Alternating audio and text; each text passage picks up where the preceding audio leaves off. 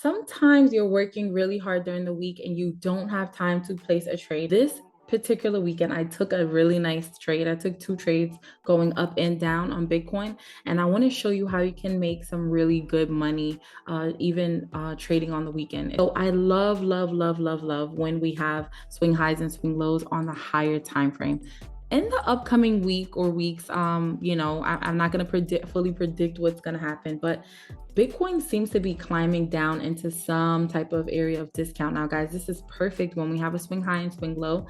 It's all about that premium and discount area.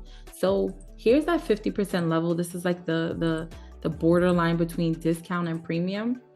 And I'm looking for Bitcoin to possibly push its way down into this area, possibly continuing up, right? We want to see what happens as we continue on.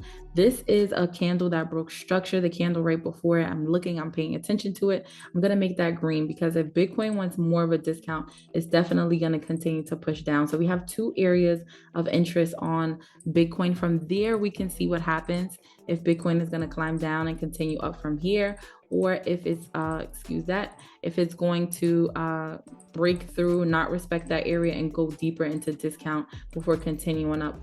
Now let's get into the opportunity. Now what I'm going to do is highlight this area and let's go down to the 15-minute time frame. So on the smaller time frames, you do get to see more information, right? So guys, I was looking at how the Bitcoin was continuing the lows, but then what stuck out to me was that we started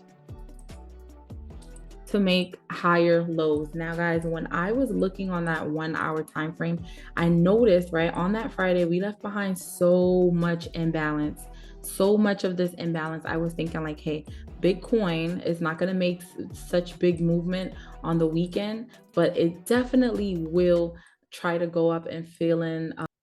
So guys, as the market was continuing to break highs, I said to myself, this is a high. As the market pulls back into this area, right, into this high, this is where I would take an opportunity. Here's the stop loss right here. I wanted to give enough room. And as I stated, guys, I would definitely have taken this trade all the way up to here.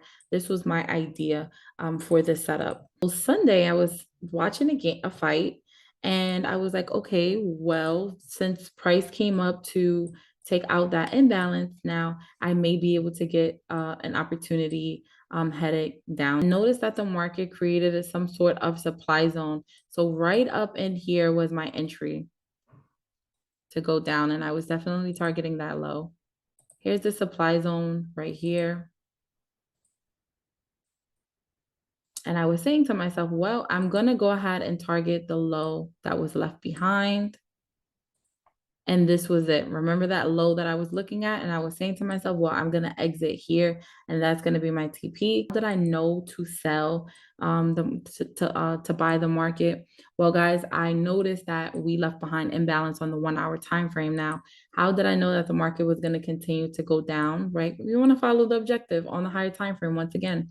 So what has been left behind is this OB here. So of course, Bitcoin is showing us that it's continuing to break lows. But guys, we want to pay attention to what's actually left behind. So we have an area right here that's left behind that I am looking for Bitcoin to climb into, and you can possibly take the opportunity as Bitcoin climbs into this area and continue down to tackle not only this low, but the low that came before it. Guys, thank you for watching. If you liked it, please subscribe.